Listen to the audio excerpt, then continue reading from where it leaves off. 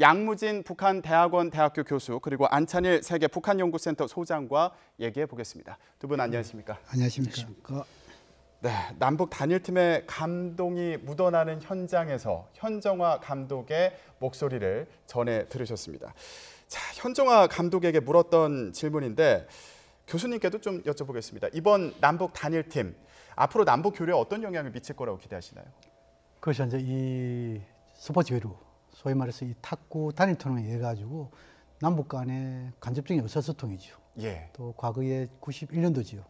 지바 이 탁구 선수 여기에 대해서 우리가 우수한 성적을 냈고, 예. 이 스포츠 교류라는 것은 결국은 뭡니까? 70년대도 보면은 이 미국과 중국 간에 소위 말해서 대탕트, 긴장 완화 여기에 대해서 시발점이 됐죠. 핑퐁 외교.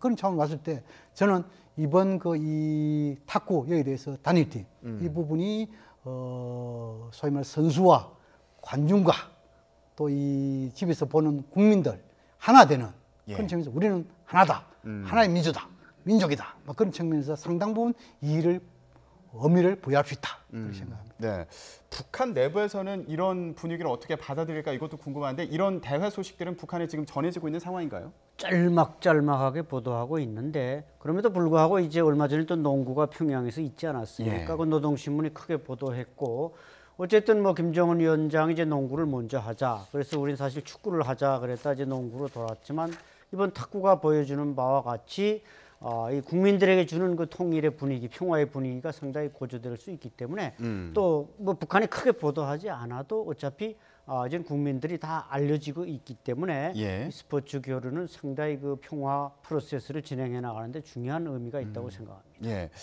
이번에 그 북한 선수단에 대해서도 좀 얘기를 해봤으면 좋겠는데 선수단 이끌고 이제 대전에 내려온 그 인물 중에 주정철 서기장이 있더라고요. 왕년에 세계를 제패했던 탁구 선수였다 이런 얘기가 있습니다. 네, 제가 그분이 무슨 대회 나가 무슨 제패를 했는지 그건 내가 정확히 모르지만 어쨌든 한 20년 전에 북한에 아주 날리는 그 탁구 선수였습니다. 그래서 이제 저분과 한때 그 좀 저보다 조금 선배가 됩니다만은 북한의 이제 가장 유명한 탁구 선수는 이제 박용순 선수라고 75년, 77년 두 번 세계를 제패했고 79년 평양에 와서 한 번만 더 제패하면 그 트로피를 소유하게 되는데 그때 그만 아쉽게도 무너졌습니다. 그래서 박용순이가 북한의 전설적인 탁구 영웅이라면 여성 중에서 저 주정철 단장은 남자 선수 중에서 상당히 유명한 선수로 널리 알려져 있습니다. 네, 탁구 교류와 관련해서 이제 북한 창구 역할을 한다 이런 평가를 받고 있고요. 그런데 남북 교류는 여기서 끝나지 않습니다. 다음 달 아시안 게임에도 이제 공동 출전을 하게 되죠. 그렇죠. 뭐 이 남북 체육회담에 이미 합의를 했고 특히 또 이 문재인 대통령과 김정은 위원장의 정상회담식에도 이런 체육 교육에 대해서 상당히 중요성에 대한 인식을 같이 했잖아요. 더 나아가지고 이미 이런 그 체육에서 가지고 무슨 공동 입장, 공동 응원, 그리고 단일팀 이런 부분에 대해서는 2000년부터 지속되어 있기 때문에 아마 우리 국민들은 익숙해져 있을 것이다. 그리고 특히나 지금은 이제 자카르타에서 이런 아시안 게임에 대해서 한반도에서 가지고 우리 민족의 하나됨 이것도 보여주는 것도 중요하지만도 이 한반도의 평화, 방금 우리 이제 안찬일 박사님께서 평화 프로세스에서 상당히 중요한 의미를 진다. 이런 측면에서 평가를 할 수 있고 더 나아가서 국제사회에서 스포츠에서 가지고 남북이 협력하는 모습 이것도 상당히 중요한 부분입니다. 그런 측면에서 봤을 때 앞으로 이러한 스포츠, 사회문화 교류 이것이 아마 인도주의적인 남북 간의 협력 더 나아가지고 이런 정치, 군사 협력 이런 데서 평화의 문을 여는데 상당 부분 긍정적인 기여를 할 것이다. 그렇게 전망합니다. 그 아시안 게임 같은 경우에는 농구, 카누, 조정 이렇게 세 개 종목에서 단일팀 출전한다 그러는데 농구 같은 경우에는 좀 실력을 미리 보지 않았습니까? 네. 근데 저는 그 개인적으로 오히려 남자 농구가 우리가 쓸 줄 알았는데 지난번 평양에 가서 남자는 지고 여자는 이기지 않았습니까? 근데 북한이 원래 전통적으로 남자 농구가 좀 약했는데 김정은 위원장이 이제 그 정권을 잡은 이후에 남자농구가 상당히 비약적으로 발전을 했습니다. 이것이 이제 그 북한 정부의 이제 투자와 관련이 되는 건데 예. 어쨌든 우리가 남자 여자 다 센 것 같지만 이렇게 남북 선수 탁구도 마찬가지지만 에이스들 뽑아서 단일팀으로 나가면은 아마 중국도 상대해서 이길 수 있고 이런 점에서 이제 단일팀에 강점이 있는 거 아니겠습니까? 우리가 이분희 선수 아까 쭉 그 현정화 단장의 이제 그 인터뷰에서도 나왔습니다만 이분희 선수와 현정화 선수가 묶었기 때문에 우리가 지바 대회에서 금메달을 땄거든요. 그래서 아마 앞으로 이번 뭐 자카르타 그 아세안 경기 대회를 계기로 예. 이 농구나 뭐 이런 데서 혼합팀이 나가기 시작하면은 아마 아시아권에서 우리가 스포츠 강국이 될 수 있지 않을까 그렇게 기대합니다. 네, 알겠습니다. 이렇게 평창 올림픽으로 시작된 남북 간의 훈풍, 탁구 단일팀으로 이어지고 있는 것으로 보입니다. 이런 분위기, 그렇다면 북미 간 비핵화 대화에는 어떤 영향을 미칠까요? 전망해 보겠습니다.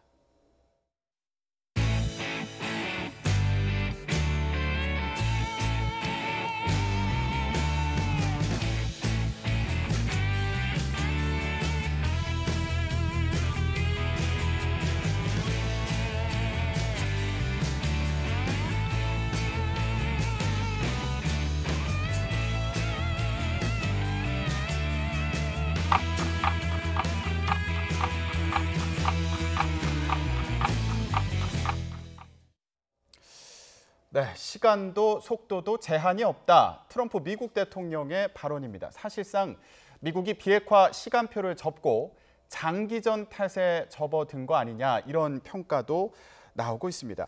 일부에서는 이 비핵화를 이루는 것보다 그에 앞서서 북미 간의 관계를 개선하는 걸 이제 시간표에서 앞서두는 거 아니냐 이런 평가도 나오고 있는데요. 어떻게 보십니까? 예, 그 부분에 대해서는 이미 그 6월 12일 북미 간의 그 공동 성명에 나와 있죠. 제일 먼저 1항에 북미 간의 새로운 관계를 수립하고 두 번째로 평화 체제 이루고 세 번째로 비핵화고 마지막이 유해송환 문제겠죠. 예. 아마 북한 입장에서는 북미 관계 여기에 대해서 새로운 관계 형성을 통해 가지고 신뢰가 쌓이면은 자연적으로 한반도에 평화 오고 평화 오면 자연스럽게 비핵화 속도를 낼 수 있다. 아마 그러한 하나의 그 이 추진 구도를 할까요? 그런 구상을 갖고 한 것이 아니겠냐. 그러나 이 지금 문제는 다 그 북한의 구상대로 다 될 수만은 없지 않다. 이것이 잘 알려진 사실 아닙니까? 라고 한다면 적어도 비핵화와 체제 보장이 있어가지고 북미 간의 빅딜이 있어가지고 미국이 얼마나 준비하느냐 여기에 따라가지고 속도를 내는데 방금 앵커께서 말씀하신 대로 지금 문제 트럼프 대통령이 첫 북미 간의 대화 시점만 하더라도 예. 상당 부분 비핵화에 대해서 속도를 낼 것 이렇게 이야기를 했는데 어느 시기에 속도 조절로 또 뭐냐 폭도 조절하겠다 이렇게 이야기한다는 것은 두 가지 상충되는 메시지를 보내고 있다 저는 보이거든요. 예. 첫 번째로는 미국 국내에 내부적으로 비핵화에 대해서 지나치게 구애하지 않겠다. 소위 말해서 이제 예를 들어 가지고 뭐 대화를 구해야지 이거 비슷한 이야기인다만도 어느 정도 완전한 비핵화 FFVD 여기에 대해서 초점 맞추면서 하나하나 준비했다 이렇게 볼 수 있지만 또 다른 측면에서 뭐냐면 미국이 북한에 대한 체제 보장에 있어서 준비가 거의 안 된 거 여기에 대한 일종의 시간 벌기용이 아니겠냐 이렇게도 해석해 볼 수가 있습니다. 네, 미국도 준비가 좀 덜 된 거 아니냐 이런 분석을 좀 그렇습니다. 해주셨는데요. 그런데 일단 비핵화 관련해서 그래도 데드라인은 설정을 해둘 거다. 그러면서 좀 몇 가지 시점이 언급이 되고 있습니다. 네, 그렇죠. 지금 뭐 1년 적어도 365일. 그러니까 이제 양 교수님 말씀대로 사실 북한도 준비가 안 됐고 미국도 준비가 안 됐고 예. 또 싱가포르 정상회담이 있었지만 서로 좀 딴 생각을 품었던 건 사실 아니겠습니까? 그만큼 지금 북한은 체제에 자신감이 없고 여기에 이제 주변 강대국 중국의 또 어떤 회유라든지 이런 데서 이제 김정은 위원장이 왔다 갔다 하다 보니까 결국 시기를 조금 놓친 것 같습니다만은 그래서 지금 뭐 북한이 내세우고 있는 게 이제 우선적으로 유해를 송환하겠다. 이것을 뭐 또 미끼 전략이다 이렇게 이제 폄하하는 분들도 있습니다만은 이제 얼마 후에 약 일주일 후에 또 판문점에서 유해 송환이 진행되면 예. 이런 프로세스가 이제 차근차근 올라가다 보면은 결국 북한도 우리 체제를 어느 정도 미국이 이제 UFG를 뭐 이렇게 그 중단한다든지 지금 보장해 주는 건 사실 아닙니까? 그래서 신뢰를 거기서 회복해 나가다 보면은 김정은 위원장도 조금 더 자신감을 가질 수 있고 예. 미국 내에서도 역시 여론이 뭐 좋았다 안 좋았다 합니다만은 어쨌든 궁극적으로는 북한의 비핵화를 반드시 이루어야 된다. 이런 데는 다 그 어떤 그 컨센서스를 이루고 있기 때문에 제가 볼 때는 뭐 우리가 너무 다급하게 북한이 곧 비핵화할 것이다 이런 성급한 기대를 가졌던 게 오히려 착각이 아닌가 하는 생각이 듭니다. 네. 그래서 그 스케줄로 나오는 언급되는 그 일정 중에 하나가 북한에서는 2021년에 8차 당대회가 있고 그리고 트럼프 대통령은 2022년에 재선 그 선거를 앞두고 있다. 이런 분석이 또 있더라고요. 그렇죠. 이제 예를 들어 가지고 이 트럼프 대통령 입장에서 재선이 상당히 중요하겠죠. 이런 부분이 있어 가지고 성과가 있어야 되고 그 성과에 대가 핵심적인 뭐지 북한의 비핵화 아니겠냐 예. 이렇게 우리가 추정을 할 수 있고 또 이제 김정은 위원장 입장에서는 방금 이야기했던 2021년도에 8차 당대 상당히 중요하지만 또 지금 다른 한편으로는 지금 이제 3년 차를 맡고 있는 경제발전 5개년 전략 예. 여기에 대해 성과가 필요했죠. 이 성과에서 가장 시급한 날짜를 따자면 오는 9월 9일 북한의 공화국 창건 기념일 이때까지 뭔가 성과가 있어야 된다 저는 그렇게 생각하고 그런 측면에서 김정은 위원장이 최근에 이 북중 접경지대 또는 북러 접경지대를 중심으로 해가지고 예. 경제 현지도 독려하고 있다 이렇게 보여지는데 그러나 지금은 이제 중요한 부분은 비핵화 후 체제 보장이 있어가지고 북미 양 정상이 필요성, 시급성 공감하고 있는데 지금 이제 트럼프 대통령이 갑작스럽게 지금은 이제 시간을 제한 두지 않겠다.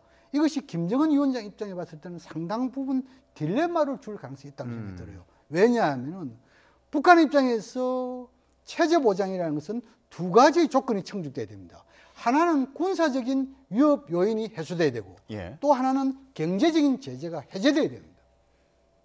근데 지금은 이제 예를 들어 가지고 체제 이 위협에 되는 이런 군사적 이런 부분에 대해서는 물론 종전선이라든지 또 지금 한미군사는 중단이라는 게 있지 않습니까? 이런 데 대해서는 좀 뭔가 시간을 투입하면 되는데 경제 제재를 해제해야만이 경제난을 극복하고 주민생활을 향상시키고 8차 당대도 준비하고 해야 되지 않겠습니까? 예. 이런 부분에 대해서 갑자기 트럼프 이러니까 김정은 위원장이 상당히 좀 딜레마에 빠질 가능성도 배제할 수 없다. 예. 그런 생각이 있어 우려스럽다는 생각이 듭니다. 예, 뭐 경제 제재가 해소되거나 이런 부분도 또 늦어지는 거 아니냐 이런 부분에 대해서 이제 지적을 해주신 거고요. 만약 예를 들어 가지고 지금 트럼프 대통령이 예를 들어 시간에 대해서 제한이 없다 해놓고 꼭 하나 더 추가시키는 것이 경제 제재에 대해서 해제가 없다. 이렇게 이야기하고 있단 말입니다. 예. 그러다 보면 김정은 위원장 입장에서는 제재가 해제돼야만이 경제적인 발전이 되고 주민생활 형성되는데 그런 측면을 봤을 때 딜레마에 빠질 수도 있다. 네. 그런데 지금 뭐 이런 상황과도 연관 지어서 좀 해석을 해볼 여지가 있어 보이는데 강경화 외교부 장관이요. 오는 9월에 유엔 총회에서 남북미 정상회담이 열릴 것이라는 이런 전망을 내놓기도 했습니다. 이 부분은 어떻게 봐야 될까요? 네, 뭐 9월에는 어차피 이제 우리가 지난 봄에 이제 뭐 봄은 온다 했다 이제 또 가을이 왔다 이래서 남북 간의 정상회담이 어느 정도 지금 합의가 돼 있지 않습니까? 근데 유엔에서 세 정상이 만난다. 상당히 의미가 클 것 같습니다. 뭐 자칫 잘못해서 뭐 시진핑 주석이 온다든지 거기서 수상이 와도 총리가 와도 또 사국 정상회담 여기서 아마 무슨 종전 선언에 대한 어떤 이벤트가 있을지는 모르겠습니다만은 중국은 차치하고라도 이제 지적하신 남북미 정상 김정은 위원장은 제가 볼 때는 유엔 총회 반드시 갈 것입니다. 왜냐하면 이때까지 김정은 위원장이 국제사회에 진입하는 데서 이보다 더 좋은 기회는 없는 것입니다. 거기 김정은 위원장 오고 우리 문재인 대통령 무조건 가고 뭐 트럼프 대통령이 당연히 온다면은 거기서 세 정상이 만나서 한반도 문제 이런 데 대해서 뭔가 국제사회 앞에 이렇게 공언하고 약속하는 이런 과정이 진행되고 특히 거기서 이제 종전선언이 올해 7월 27일엔 어려울 것 같고 9월에도 그렇고 그때 유엔 현장에서 바로 유엔에 의해서 진행된 이 전쟁과 이런 것들이 물론 북한에 의해서 시작된 전쟁입니다만 유엔군이 참전으로 지금 종전이 안 되고 있는 거 아니겠습니까? 그래서 이런 문제가 거기서 이벤트로 진행된다면 국제사회 이목을 한 몸에 받을 수 있기 때문에 세 정상이 만날 가능성은 대단히 높다고 봅니다. 예, 북한의 실질적인 움직임이 없더라도 뭐 이런 게 가능할까? 이것도 또 의문이긴 하거든요. 글쎄 움직임은 없더라도 어쨌든 김정은 위원장은 그 절호의 기회를 국제사회에 나가고 유엔 무대에 나가서 정말 북한의 지도자로서 공개할 수 있는 지금 싱가포르 정상회담도 북한 내 크게 보도하고 북한 주민들로부터 어느 정도 지지를 얻어내고 있는 것이 사실인데 예. 이제 유엔 무대까지 가서 자기가 리더십을 발휘한다면 북한 내에서 얻을 수 있는 리더십을 잘 알고 있기 때문에 그 막대한 파급 효과를 잘 알고 있기 때문에 저는 김정은 위원장이 무조건 유엔으로 갈 것이라고 생각합니다. 예. 유엔 총회에서 남북미 정상회담이 열리기 위한 뭔가 조건이 필요하지 않을까 이런 생각이 들기도 하는데 이를 위해서 김정은 위원장이 보여줄 수 있는 어떤 카드가 있다면 뭐가 있을까요? 그래서 뭐 협상이란 서로 원하는 것을 주고받으면서 입장 차이를 좁혀가는 과정이기 때문에 북한은 비핵화를 준다면 미국으로부터 체제 보장에 대한 뭔가 새로운 구상을 또 받아야 되잖아요. 예. 그런 측면을 봤을 때 지금은 이제 지난 7월 7일, 6일 북미 고위급 회담의 내용상으로 볼 때는 나름대로 이 북미 간의 공동성명을 이행할 수 있는 준비 이런 부분에 대해서 북한은 준비를 좀 하고 있는데 미국은 북한에 대한 체제 보장에 대한 새로운 구상을 전혀 내놓지 못하는 그런 측면이 있단 말입니다. 예. 그래서 지금은 이제 김정은 위원장이 유엔 무대에서 남북 미 3자 간에 또는 미 중국이 포함한 4자 간에 종전선언이라는 이 정도의 하나의 무슨 뭔가 확언을 받아야만이 김정은 위원장이 거기에 유엔 무대에 갈 가능성이 높지 않느냐 이렇게 예. 보여지고 방금 먼저 우리 안찬일 소장님께서 잘 말씀했는데 김정은 위원장 입장에서는 지금은 이제 정상국가의 정상적인 지도자상을 국제사회에 각인시키는 하나 있고 예. 두 번째로는 국제사회에 자신의 비핵화 결단에 대한 것을 한 번 더 재확인시키면서 유엔으로부터 대북 제재 해제 또는 완화 이것이 가장 시급한 과제 아니겠습니까? 예. 그렇다면 충분하게 갈 맹분은 있다. 그렇지만도 김정은 위원장이 남북미 3자 간에 하려면 적어도 종전선언에 대한 어느 정도 미국으로부터 트럼프 대통령부터 확답이 있어야만이 유엔 무대에 밟지 않을까 예. 그렇게 전망합니다. 예. 그런데 그 북미 정상회담 합의 내용 이행을 위해서 북한이 좀 준비를 하고 있다. 이 부분은 뭐 유해 송환이라든가 이런 부분을 말씀하시는 건가요? 꼭 그런 것이 아닙니다. 지난 7월 6일, 7일 평양에서 폼페이 장관의 방북을 통해 가지고 북미 간에 고위급 회담을 개최했죠. 예. 물론 개최하는 그 다음 날 폼페이 장관이 떠나자마자 북한의 외무성 대변인 성명을 해가지고 유감 표명했죠. 예. 그 내용을 보면은 북한이 나름대로 준비했다는 것을 추정하는 대목들이 있습니다. 우리가 지금 이제 북미 공동성명은 4개 항으로 되어 있죠. 예. 1번 항은 북미 관계 개선이 있죠. 2번 항은 평화체제에 있죠. 3번 항은 비핵화죠. 예. 4번 항은 유해송환 아닙니까? 예. 여기서 1번 항에 있어가지고 북미 관계 개선이 있어가지고 다방면의 교류 협력에 대해서 준비가 되어 있다고 북한이 밝히고 있습니다. 두 번째, 한반도 평화체제 관련해 가지고 종전선언을 준비하고 있다는 것을 이야기하고 있습니다. 예. 세 번째로 비핵화와 관련해 가지고 ICBM, 대륙간 탄도미사일의 엔진 시험장 폐기 예. 이런 부분에 준비하고 있다고 이야기하고 있습니다. 예. 마지막 유해소환 부분에서는 이미 협상까지 하고 있지 않습니까? 그런데 북한은 이런 비핵화에 대해서 공동성명과 관련된 이런 부분에 대해서 나름대로 새로운 구상을 보여주는데 미국은 단지 선 비핵화 후 체제 보장 이렇게 이야기하니까 북한의 담화가 뭡니까? 여기선 강도적인 심리를 가지고 있다 이렇게 표현했잖아요. 예. 그런 거 봤을 때 아마 제 생각으로는 물론 이런 북미 간의 이 고위급 회담에서 북한은 유감이고 미국은 생산적이다 표현을 했지만 큰 틀을 봤을 때 미국이 북한에 대한 체제 보장에 대해서 새로운 구상을 제시하지 못했다. 저는 네. 그렇게 평가합니다. 네. 그런데 또 일각에서는 북한이 이 비핵화 관련해서 어떤 실질적인 조치를 아직 보여주지 않고 있는 것이 문제다 이런 목소리도 있는 게 사실이지 않습니까? 예, 맞습니다. 지금 뭐 북한에게 이제 모든 원인이 있고 북한이 성의를 안 보이니까 이게 말하자면 진도가 나가지 않는다 이렇게 진단하는 분들도 많이 있는데 사실 북한이 보여준 건 뭐 아닌 게 아니라 동창리 무슨 그 로켓 시설 약간의 붕괴 그다음에 이제 풍계리에 이제 그 갱도 폭파 요거밖에 예. 없지 않습니까? 근데 새롭게 또 DIA가 미국 정보 국방정보국이 밝힌 데 하면 또 강선에서 평양 그 서남 쪽에서 이제 뭔가 그 우라늄을 이제 분리하는 게 이제 발견이 됐다. 이렇게 이제 불리기가 무려 이제 용변에 뭐 3배가 4배가 되는 뭐 14,000개가 발견됐다 이런 정보를 또 흘렸는데 예. 사실 그것도 어떻게 보면 확인은 안 된 문제입니다. 과거 이제 금창리 동굴에 대해서 침소봉대했다 그것이 허위로 밝혀진 바도 있습니다만 좀 더 확인이 필요한 문제일 것이고 어쨌든 북한이 좀 더 빠르게 뭔가 성의를 보여줘야 되는데 안개나 지금 유해송환이니 이런 소소한 걸 물론 뭐 미국으로 볼 때는 소소한지 모르겠습니다. 우리가 생각하는 비핵화에는 좀 부분적인 이런 문제인데 그걸 들고 나오는 데 대해서는 아쉬움이 있지만 북한으로서는 최소한 9월까지는 뭔가 좀 더 성의 있는 그러니까 그 뭔가 의심받는 시설에 대한 오픈이라든지 또는 지금까지 만들어 놓은 그 어떤 로켓이라든지 미사일을 미국에 보낸다든지 이런 적극적인 태도를 보일 때 미국도 대응적인 태도를 보이지 북한에 아무런 성의를 보이지 않으면서 미국에만 요구한다 이런 것은 비판을 받을 가능성이 대단히 높습니다. 네,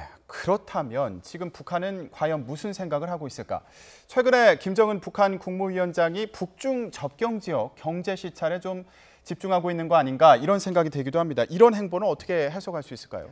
그것은 이미 지난 4월 20일 날 그 이 당 중앙의 전원을 통해 가지고 병진 정책 이 종료를 선언하고 병진 노선이죠. 예. 종료를 선언하고 새로운 노선으로서 사회주의 경제 건설을 채택한 거 아닙니까? 예. 그만큼 사회주의 경제 건설은 비핵화보다도 상당히 중요한 이런 부분이 있지 않습니까? 비핵화보다 아니고 핵보다 더 중요한 그렇게 할 수 있겠죠.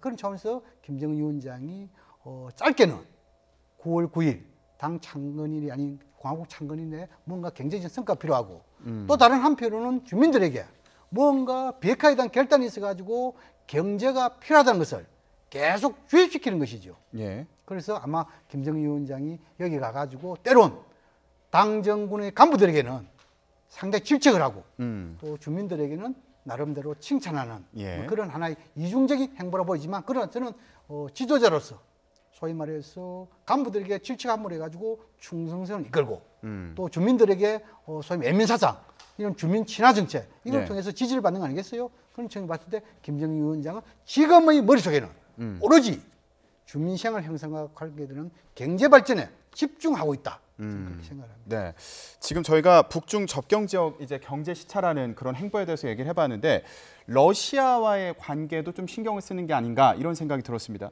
9월에 동방 포럼이 그 기점이 될 것이다. 러시아를 이제 방문하게 되고요. 어떻게 전망하십니까? 네, 푸틴 대통령이 아마 그 동방 포럼 블라디보스톡에서 진행되는 동방 포럼에 김정은 위원장이 초청장을 보낸 걸로 알고 있습니다. 문제는 이제 김정은 위원장이 거기 가느냐 마느냐만 남아 있는데 물론 뭐 유엔 총회 일정도 있습니다만은 아마 간다면 거기서 또 북러 정상회담도 기대할 수 있지 않는가 이런 희망을 가져보는데 어쨌든 네. 북한으로서는 지금 중국 일변도인 어떤 그 의존적인 외교를 러시아로 분산시킴으로써 경제적인 지원 이런 것도 받아낼 수 있고 또 북미 관계에서 새로운 후견 세력을 얻어낼 수 있다는 측면에서 아마 김정은 위원장이 결단만 내리면 얼마든지 북러 관계도 발전시킬 수 있는 좋은 기회가 바로 그 동방정책 포럼이라고 봅니다. 예, 그래서 이 부분을 좀 짚어봤으면 좋겠는데 북한이 남한과 미국과 그리고 중국과 러시아 이 사이에서 지금 어떤 움직임을 보이고 있는 건지 교수님 어떻게 보십니까? 북한은 상당히 뭡니까? 이 대관계 개선이라는 것은 방금 이야기한 대로 김정은 위원장의 정상국가의 정책 지도서상 이럴 때 주변국가 상당히 중요하죠. 또 체제 보장할 때도 주변국가의 지지 협조가 있어야 됩니다. 더 나아가서 경제 지금 이제 미국하고 아직까지 완벽한 신뢰가 안 되기 때문에 예. 제재를 받았지만도 어느 정도 비핵화와 체제 보장에 대한 어느 정도의 접점을 찾으면은 경제 문제에서 속도가 되는 거 아닙니까? 그런 측면 봤을 때 아마 이런 것을 전부 다 김정은 위원장 생각하고 그런 선상에서 아마 북중 간에 지금 이제 이래 적경지대, 이래 예. 경제 문제 현재라는 것은 내부적으로 주민들에게 경제에 집중하다 보여주고 미국에게 빨리 경제 제재를 해제해라. 이런 압박성의 메시지가 있고 또 지금 이제 북러 간에 이런 예를 들어 가지고 하수항과 관련된 이런 나진선보 이런 북러 간의 적경지대에서 경제적인 현지주도 한다. 이것은 뭐냐 이렇게 방금 이야기한 대로 소위 말해서 중국과 러시아 이런 문제를 적절하게 활용하는 측면도 있고 또 러시아에 있어 가지고 나름대로 북미 대화에 있어 가지고 우군 확보 방금 우리 안찬일 박사님께서 후견인 말씀을 했으니까 아주 좋은 편입니다. 예. 어찌 보면은 북미 간 협상이 있어 가지고 중국과 러시아는 우군이 있음을 해 가지고 한편은 체제 보장이나 마음 든든하 또 한편은 빨리 미국에 압박해 가지고 미국이 경제 제재를 해제 안 하면 결국은 중국과 러시아로부터 경제적 지원을 받을 수밖에 없다. 예. 이런 압박적인 대미 메시지도 담겨 있다. 예. 그런 생각이 듭니다. 그럼 간단히요. 지금 김정은 위원장이 해외 공관장들을 뭐 소집한 것으로 보인다 이런 얘기가 전해지고 있는데 이것도 좀 통하는 얘기로 볼 수 있을까요? 네, 맞습니다. 지금 그것을 북한에서 이제 대사회의라고 하는데 전 세계에 나가 있는 대사 공사들을 다 불러들인 것은 뭔가 대외 정책에 대한 변화를 선언할 것인지 아니면 뭔가 좀 더 바짝 그 조이기 위한 경제적 발전을 위한 뭐 지원이라든지 후원이라든지 이런 두 가지 목적이 있겠습니다만은 예. 어쨌든 지금 새로운 비핵화가 새로운 국면을 맞고 있는 데서 국제사회 지지를 얻어내기 위한 그런 측면에서 또 이번에 이제 새로운 그 대사 회의를 소집했다고 볼 수 있습니다. 예, 알겠습니다. 앞으로 북한의 움직임 어떨지 계속 주목해 보겠습니다. 오늘 말씀 여기까지 듣겠습니다. 두 분 고맙습니다.